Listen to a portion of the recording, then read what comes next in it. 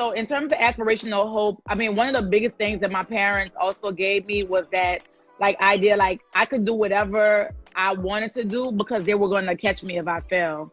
So if it's like, I'm gonna go away for school, I'm gonna, you know, decide I'm not gonna go to medical school, I'm going to travel around the world, like whatever, like I'm still doing that. My parents are still like, we got you. And so I've been able to like dream big because I knew somebody was there to catch me, as opposed to like, oh, well, I had to work since I was 12 years old. So, you know, you need to like pull yourself up by the bootstraps. And I'm like, well, I tell people like, shouldn't you made that sacrifice in your, you know, generations before you, so that, you know, future generations can have it a lot easier, as opposed to like this whole like struggle mentality, like we got to struggle in order to prove something or prove our worth. So it was that. But you know, day to day, I ask myself, what's possible? That's like, what's possible?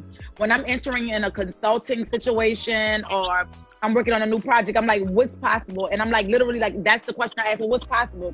Let somebody tell me no before I, like, you know, cut myself off from being able to like get that, you know, you know, like 6-figure contract or, you know, opportunity. Like, you can tell me no, but I'm going to ask you what's possible first, even for a deadline. Like if there's a deadline I feel like I can't meet, instead of stressing myself or trying to kill myself or trying to meet a deadline, it's like just communicating. I need some more time, you know? And so I think we have to be our biggest advocates in terms of like, you know, I Dream a World, you know, that book with those Black women, like those portraits of Black women, I Dream a World. It's like literally we need to be our own advocates and like dreaming the world that we want to live in, that we want our next generation to live in, and even for like our elders to live in while they're still here on Earth.